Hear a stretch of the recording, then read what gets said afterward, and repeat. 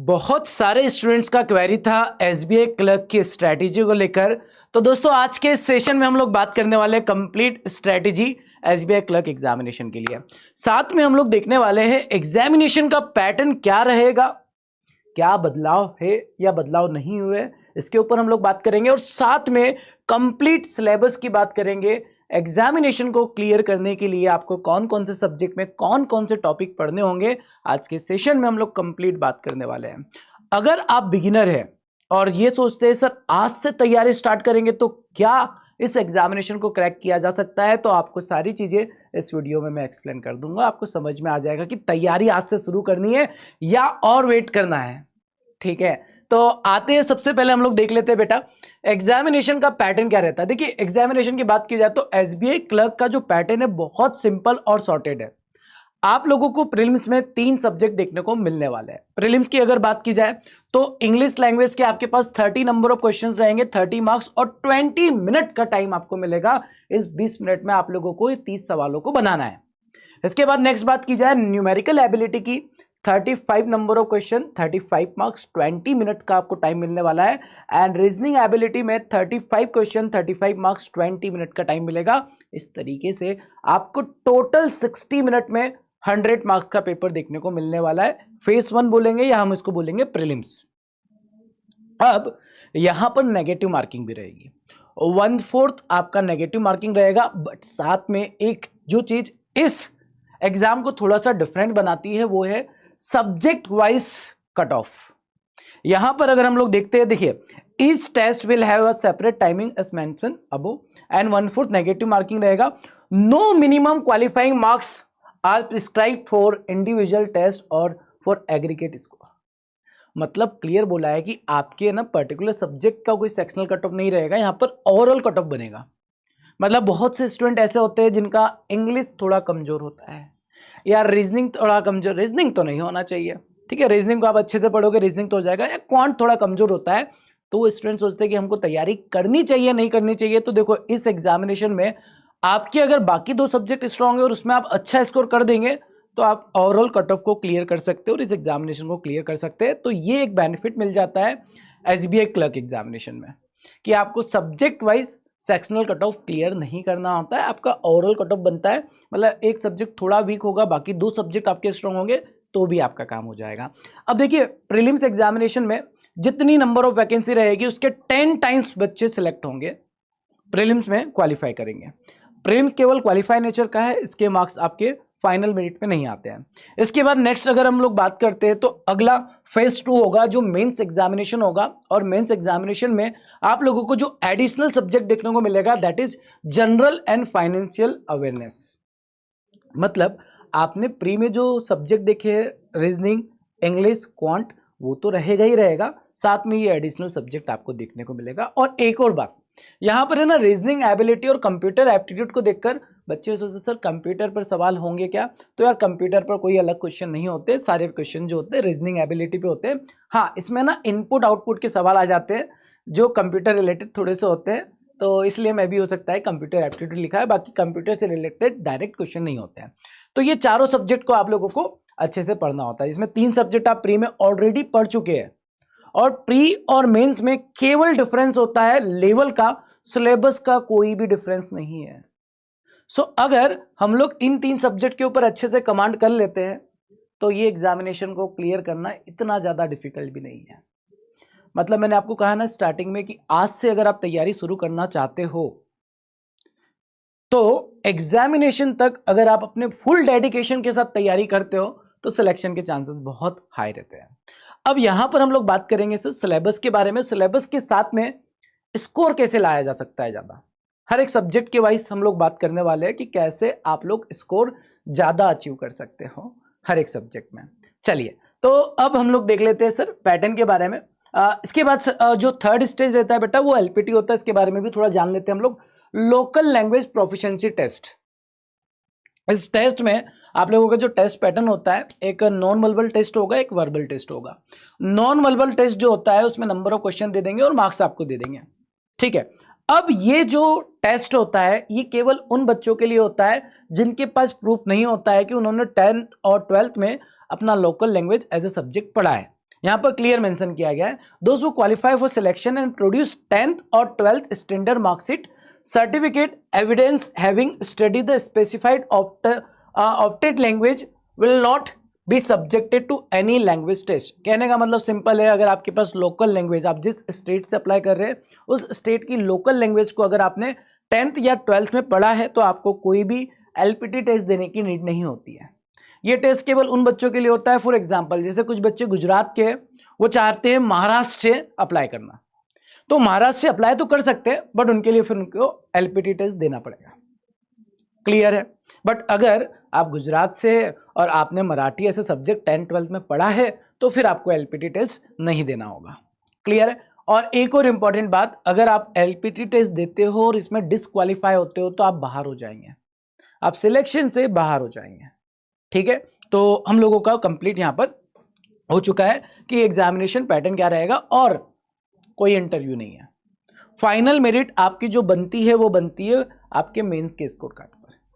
Mains में आपका जो स्कोर होगा वहीं से आपकी फाइनल मेरिट बनेगी और वहीं से हमारा सिलेक्शन हो जाएगा।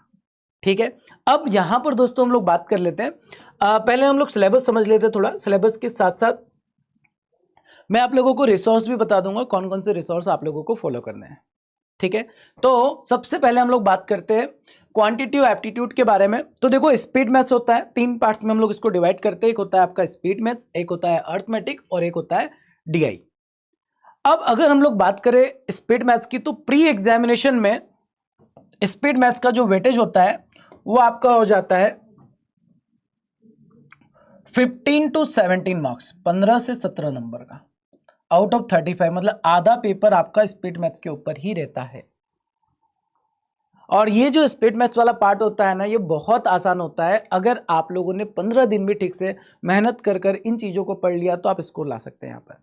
और ये स्कोर हम लोग 5 to 6 मिनट, मैक्सिमम 6 मिनट के अंदर अचीव कर सकते हैं। ठीक है, स्पीड मैथ्स के टॉपिक है simplification, approximation, number series and quadratic equation. हालांकि क्लरिकल एग्जामिनेशन में क्वाड्रेटिक इक्वेशन थोड़ा कम पूछा जाता है बट मेंस में पूछा जाता है, दैट्स व्हाई क्वाड्रेटिक इक्वेशन को मैंने यहाँ पर रखा है। तो simplification, approximation, number series. Approximation के भी चांसेस थोड़े कम होते हैं as compare to simplification. Simplification के सिंपल सिंपल सवाल आते हैं, क्या लेवल रहता है, कैसे पढ़ना है, इसके बारे में मैं आगे आपको बताता हूँ। ठीक है, तो स्पीड मैथ्स ये मान के चलते हैं सर, प्रीलिम्स में तो आधा जो 50% मार्क्स जो रहेंगे वो स्पीड मैथ्स से आप लोगों को देखने को मिलने वाला है। इसके बाद नेक्स्ट जो होता है वो होता है अर्थमेटिक। यार अर्थमेटिक को अगर हम लोगों ने स्ट्रॉन्ग कर लिया, ये सारे चैप्टर्स आपने अच्छे से कंप्लीट कर लिए, तो अर्थमेटिक की फाइनल मतलब क्वांट के जो मार्क्स में डिफरेंस आता है ना, एक सिलेक्टेड और अनसिलेक्टेड स्टूडेंट्स के बीच में, वो अर्थमेटिक ही लेकर आता है। क्योंकि जैसा मैंने कहा ना, जो बच्चा थोड़ा सा सीरियस होकर पढ़ रहा है, थोड़ा सीरियस होकर भी पढ़ता है, तो वो यहाँ पर नंबर ला सकता है आसानी से। बट एक्चुअल मेहनत यहाँ करनी होती है और यही सिलेक्शन और सिलेक्शन होगा या नहीं होगा इसके बारे में डिसाइड करता है। एंड नेक्स्ट अगर बात की जाए तो देखो प्रीलिम्स में अगर डीआई की बात करें तो केवल 4 टाइप के डीआई देखने को मिलते हैं, tabular DI, line DI, line graph DI, bar graph and pie chart. एक बार अगर आपने ये चारों डीआई के बारे में डिटेल में थोड़ा समझ लिया और उसके बाद रेगुलर प्रैक्टिस करना स्टार्ट कर दिया तो यहां पर भी पूरे नंबर लाए जा सकते हैं। अब जो अर्थमेटिक का वेटेज है वो 10 क्वेश्चन आएंगे एग्जामिनेशन में, 10 क्वेश्चन, 10 से 12 भी हो सकते हैं। अगर यहाँ पर 2 क्वेश्चन कम होते हैं तो इसका वेटेज थोड़ा बढ़ जाता है। ठीक है, तो 10 सवाल यहाँ पर आ जाते हैं आपके। अर्थमेटिक के जितने भी चैप्टर दिख रहे हैं ना, ratio, percentage, profit and loss, simple interest, compound, average, ages, mixture alligation, time and work, ये सारे चैप्टर से एक एक सवाल आप लोगों को देखने को मिलते हैं। इसके बाद डीआई की अगर बात की जाए तो डीआई का वेटेज में 2 डीआई आता है तो 10 क्वेश्चन हो जाते हैं। कितने क्वेश्चन हो जाएंगे? 10 सवाल आपके डीआई के देखने को मिल जाते हैं। ठीक है, तो मेरे हिसाब से आप लोगों को पैटर्न क्लियर हो गया, सिलेबस क्लियर हो गया, क्वांट का सिलेबस क्या रहता है। अब हम बात करते हैं सर, अगर आज से हम तैयारी कर रहे हो और एकदम बिगिनर है, हमको आइडिया ही नहीं है कैसे क्वेश्चन बनते हैं, तो उसके लिए मैं कुछ सेशंस आपको बता रहा हूं जो आपको यूट्यूब पर मिल जाएंगे। सबसे पहले दोस्तों सिंप्लीफिकेशन वन शॉट आप ये कंप्लीट कर लेना। सिंप्लीफिकेशन वन शॉट आप सर्च करेंगे, आपको ये सेशन मिल जाएगा। इसमें मैंने सिंप्लीफिकेशन के जितने भी टाइप्स होते हैं सारे टाइप कवर करवा दिए। तो एक बार इस सेशन को आप अच्छे से कंप्लीट कर लेंगे तो आपका सिंप्लीफिकेशन का एकदम से डर जो है वो खत्म हो जाएगा। इस सेशन को पूरा करने के बाद आपको ये भी आइडिया लग जाएगा एग्जामिनेशन में सवाल कैसे पूछे जाते हैं। तो सेशन के बाद बस आपको प्रैक्टिस करनी होगी और ये जो मैंने बोला है ना 15 to 17 में से ये मान के चलो 10 से 12 सवाल आपके सिंप्लीफिकेशन के ही आते हैं, तो यहां पर पूरे नंबर बनेंगे अपने, एक नंबर भी कम नहीं होगा। इस सेशन को पूरे अच्छे से कंप्लीट किया तो आपका सिंप्लीफिकेशन वाला पार्ट कंप्लीट हो जाएगा। नेक्स्ट दोस्तों हम बात करते हैं अर्थमेटिक के बारे में, ठीक है। अर्थमेटिक के लिए केवल मैं एक सेशन आपको रिकमेंड करूंगा, और इस सेशन में आप लोगों को अर्थमेटिक का सारा बेसिक कॉन्सेप्ट क्लियर हो जाएगा। और ये सेशन है arithmetic one shot, complete arithmetic one shot. Almost 11 घंटे का सेशन रहेगा ये। इसमें अर्थमेटिक के जितने भी इंपॉर्टेंट चैप्टर्स है, जहां से सवाल आने ही है, वो सारे मैंने कंप्लीट कराया है। तो आप ये कंप्लीट अर्थमेटिक का वन शॉट कंप्लीट करेंगे। अब अगेन इस सेशन को कंप्लीट करना है ना, ऐसा नहीं कि स्टार्ट किया कुछ पढ़ा छोड़ दिया। इस सेशन को पूरा कंप्लीट करने के बाद आप लोगों को अर्थमेटिक का एक आइडिया लग जाएगा कि अर्थमेटिक कैसे आता है और कैसे बनाना होता है एग्जामिनेशन में। आपका अर्थमेटिक क्लियर हो गया, आपका सिंप्लीफिकेशन क्लियर हो गया, तो बचता क्या है sir, data interpretation. Data interpretation के लिए भी केवल एक वीडियो मैं आप लोगों को रिकमेंड करूंगा, and data interpretation one shot. अब क्या होगा ना, ये सेशन आप जब कंप्लीट करेंगे तो आपको डीआई का बेसिक क्लियर हो जाएगा। एंड क्लरिकल एग्जामिनेशन में डीआई का जो लेवल होता है एकदम आसान होता है। जैसे मैंने आपको बताया कि डीआई में जो पैटर्न्स रहेंगे वो आपके ये वाले रहेंगे, बाकी पैटर्न्स मेंस के लिए है। तो ये जो 4 पैटर्न पर डीआई आपके एग्जामिनेशन में आते हैं, इनके अंदर जो सवाल होते हैं बेसिक क्वेश्चन होते हैं। ए बी से कितना परसेंट ज्यादा होगा, बी ए से कितना परसेंट कम होगा, इनका एवरेज क्या होगा, इनका रेशियो क्या होगा, ठीक है।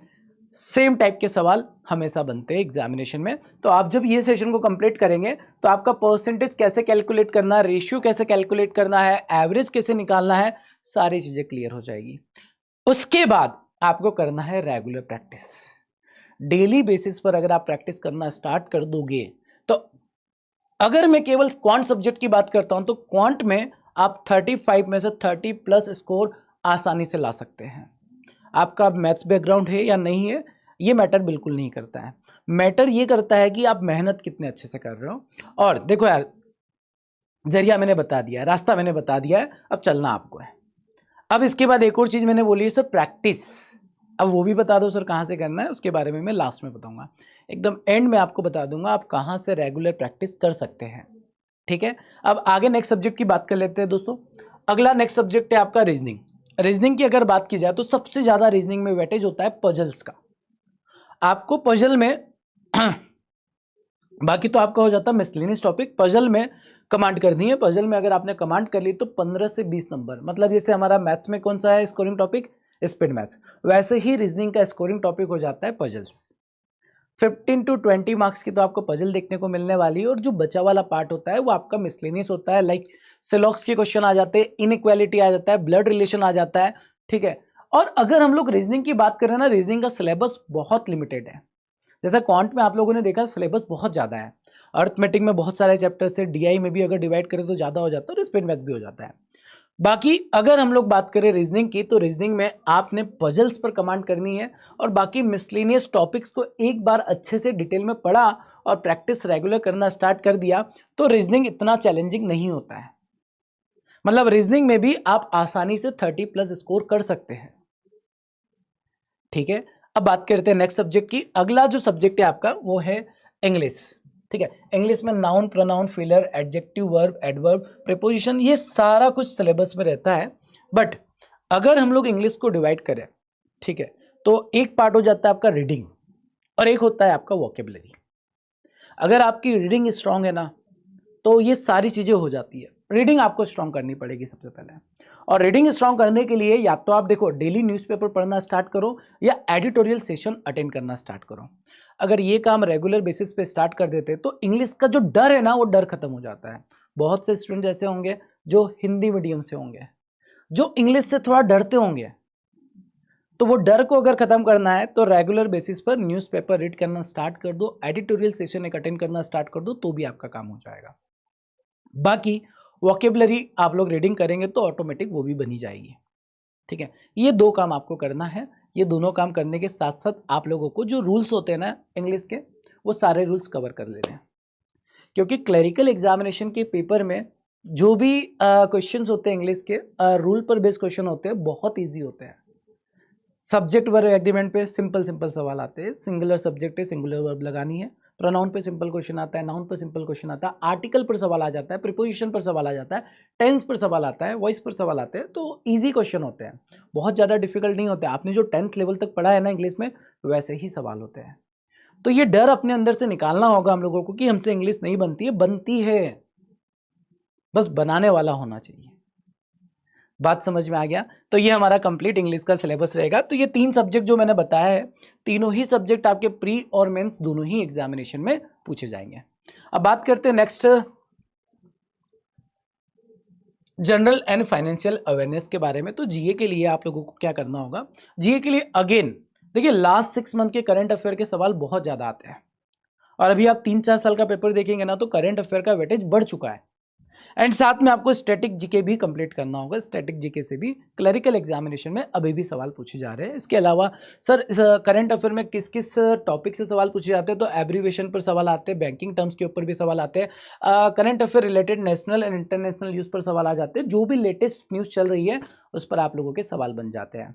तो रेगुलर बेसिस पर आप लोगों को करंट अफेयर सेशन भी अटेंड करना स्टार्ट कर देना चाहिए। उस सेशन से आप लोगों को ना बहुत सारी चीज़ें क्लियर हो जाती है, सवाल कैसे बन सकता है, क्या हो सकता है, ठीक है। और कई बार तो ऐसा होता है कि सवाल हम लोग जो पढ़ते हैं वैसा ही एग्जामिनेशन में भी देखने को मिलता है। तो ये काम हमको डेली बेसिस पे करना स्टार्ट कर देना है। अब जो सबसे पहले हमने बात की थी कि सर आज से पढ़े तो सिलेक्शन हो सकता है या नहीं हो सकता है, मैंने आपको पूरा पैटर्न बता दिया, सब्जेक्ट के बारे में बता दिया। तो देखो यार, क्वांट का अगर हम पढ़ना चाहते हैं ना क्लरिकल लेवल एग्जामिनेशन के लिए, तो उसमें हार्डली आपको जो टाइम लगेगा, मतलब पूरे डेडिकेशन के साथ अगर पढ़ते हैं और जो मैंने बताया अगर आप वो काम कर लेते हैं, तो आपको हार्डली 2 से 3 महीने लगेंगे और क्वांट में आपका स्कोर 30+ चला जाएगा।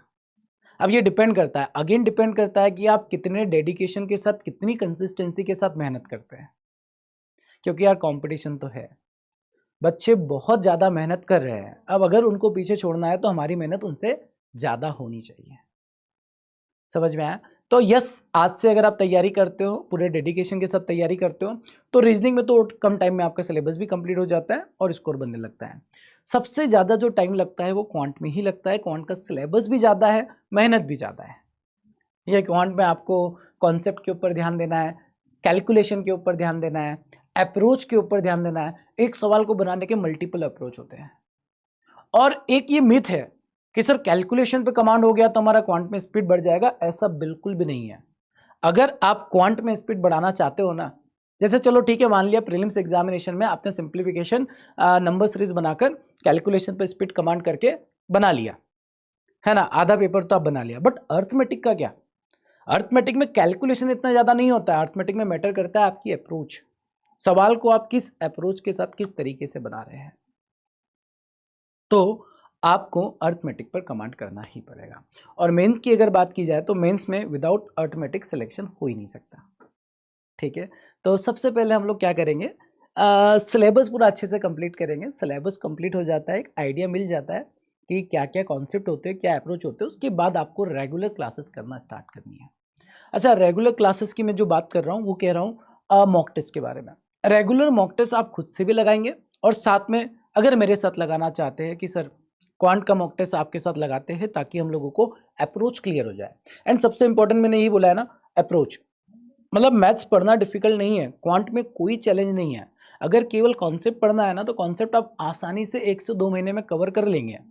बट सबसे इंपॉर्टेंट चीज होती है सर, सवाल जब आता है ना, तो सवाल को देखकर हमको क्लिक करना चाहिए, इस सवाल को इस तरीके से बनाया जाए ताकि हमारा आंसर बहुत जल्दी आ जाए।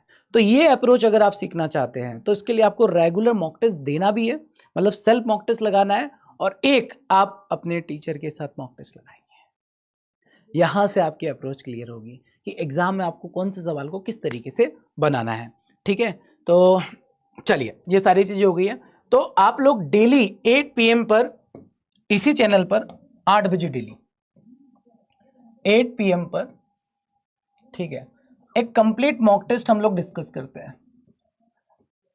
अब देखो, अगर आप बिगिनर है, एकदम नए हैं, अभी केवल आप एग्जामिनेशन के बारे में ही आपको पता है और कुछ भी नहीं पता है, तो पहले मैंने जो प्लान आपको बताया है वो आपको पूरे तरीके से एग्जीक्यूट करना है, और वो पूरा एग्जीक्यूट हो जाता है उसके बाद आप लोग 8 PM का मॉक टेस्ट वाला सेशन बैंकिंग वाला चैनल पर जो होता है उसको अटेंड करना स्टार्ट कर देंगे।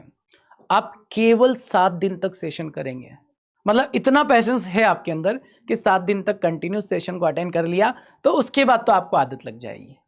उसके बाद आप जब तक उस सेशन को नहीं करेंगे आपको नींद नहीं आएगी, आपको ऐसा लगेगा कुछ बाकी रह गया है जीवन में।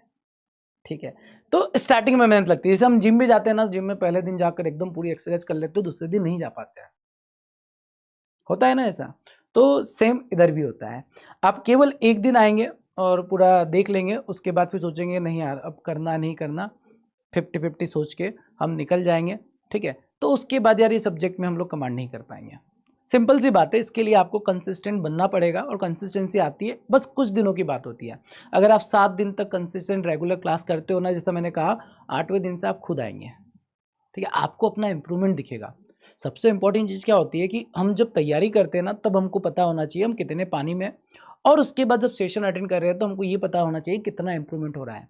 क्योंकि जब आपको इंप्रूवमेंट होता हुआ दिखता है ना, ऑटोमेटिक पढ़ने का मन करता है, ऑटोमेटिक कंसिस्टेंसी आ जाती है। तो हम लोग ये सेशन को रेगुलर बेसिस पे स्टार्ट करेंगे। अब जो बच्चे ऑलरेडी पहले सिलेबस कर चुके हैं, जो पहले सिलेबस भी कंप्लीट है, पहले एग्जामिनेशन दे चुके हैं, उनको आइडिया है, तो वो बच्चे तो रेगुलर इस सेशन को अटेंड करना स्टार्ट करेंगे ही। बट जो बच्चे बिगिनर है, पहले जो प्लान मैंने बताया है आपको वो पूरा कंप्लीट करेंगे, और उसके बाद से आप ये सेशन अटेंड करना स्टार्ट कर देंगे। इस सेशन से ये मानकर चलो आपके एग्जामिनेशन में 8 से 10 नंबर का फर्क पड़ेगा, 8 to 10 मार्क्स का। ठीक है, और ये बात आप एग्जाम के बाद बताएंगे। कंप्लीट मॉक टेस्ट हम लोग डेली बेसिस पर डिस्कस करेंगे, और एग्जामिनेशन तक हम लोग कम से कम 30-40 मॉक टेस्ट तो लगा चुके होंगे। 30-40 मॉक टेस्ट आप सेल्फ लगा चुके होंगे। अब 40 मॉक टेस्ट में अगर हम 35 से मल्टीप्लाई करते हैं तो 1400 क्वेश्चन, 1400 क्वेश्चन क्लास में आप डिस्कस करेंगे, और 1400 क्वेश्चन आपने खुद से लगा लिया, तो आपको सिलेक्शन से कौन रोक पाएगा। ठीक है, तो आई होप सो सभी को सारी चीज़ें एकदम क्लियर समझ में आ गई है, क्या क्या करना है हम लोगों को, किन किन बातों का ध्यान रखना है, और बिल्कुल वेट नहीं करना है। ऑलरेडी बहुत से स्टूडेंट पहले से तैयारी स्टार्ट कर चुके हैं। अगर आप उनको बीट करना चाहते हैं तो फिर अब से आपकी जो तैयारी होनी चाहिए वो नेक्स्ट लेवल की होनी चाहिए। क्लियर है? सो मिलते हैं हम लोग रेगुलर 8 PM सेशन में। तब तक के लिए सभी बच्चे अपना ध्यान रखेंगे। Thank you so much, tata bye bye, see you.